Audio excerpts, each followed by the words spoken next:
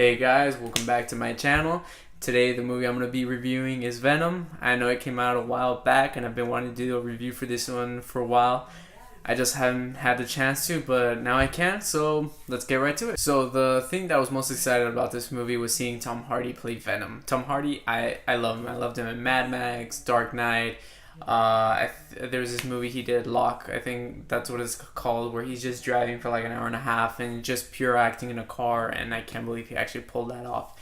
But anyways, I was really excited to see how he was going to portray Venom, how the movie was going to be with him in it, and I was really impressed. I just loved how great Tom Hardy was in this movie. I loved when he had to be all crazy, when he was going through his transformation. You can just tell he was kind of natural, just added being all woo, and everything that he had to do, that he was being infected by an alien that was making him crazy, but he knew how to pull it off, and I genuinely loved that about this movie. So in general, I just love the movie. I love the way that Venom and Eddie Brock, who Tom Hardy plays, interacted with one another. I like that Tom Hardy got to voice Venom, and I like that it made a lot of sense because Venom and Eddie are constantly fighting for the same body, but they're in the end the same person. They're living in the same person, and I like that the director kind of had Tom Hardy voice Venom so that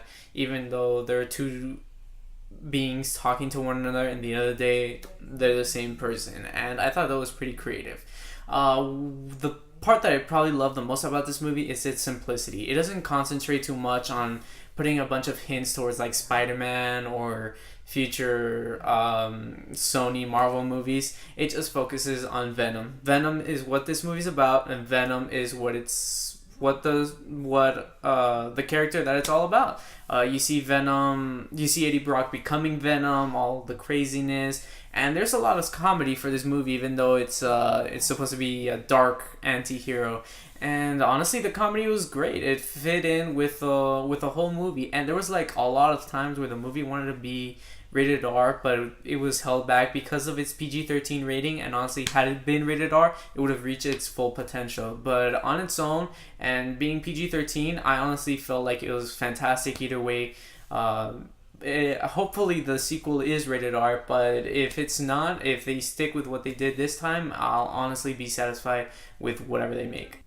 I know it took a while before Venom was actually finally introduced. Like, I think he didn't suit up until like 1 hour into the movie. But honestly, I wasn't bothered by that at all, because I like the fact that they introduced Eddie Brock in that whole hour, and you got to know him at a more personal level and the troubles that he goes through. And it was very deep in that amount of time. And then eventually Venom comes out, starts taking over Eddie, and then Eddie starts to become an anti-hero, and that was pretty cool. I like the kind of anti-hero that Venom was, and I just love the action in this movie because Venom just starts beating people like crazy. He beats the bad guys. He goes full-blown berserk, and that's pretty cool because Venom is a brutal character, and I like the way that he was being portrayed.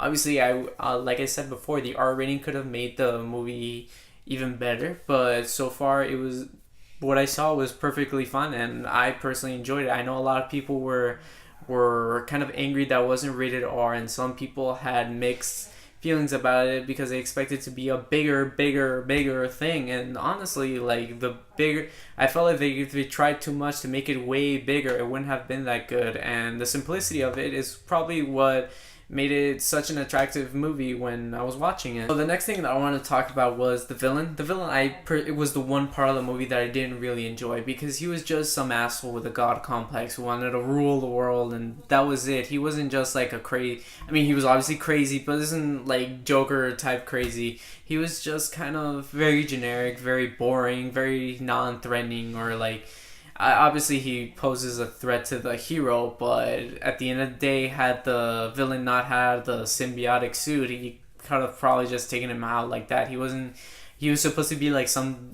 scientific genius, but in no moment do I really see his genius side. I just see the side of some dude who wants to like conquer the world and stuff like that, and that was been very impressive.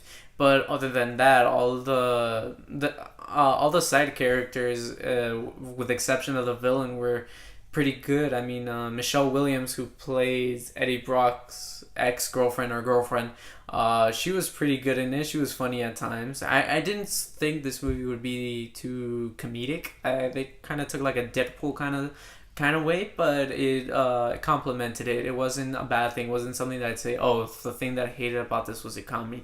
No, the comedy definitely added some value to this movie, and I hope they keep doing that for the next one. In the end, guys, Venom was something definitely worth watching. It was just a pretty straightforward superhero movie, and it kind of reminded me of the classic Spider-Man movies, where it wasn't so much based on, oh, he's gonna fight with the Avengers and stuff like that. It was just like Spider-Man has to face a villain, and that's it. And honestly, that was a great part of it. He was just having to face the villain, having to face his inner demons, accept his inner demons, and then just become the anti-hero that his world needs.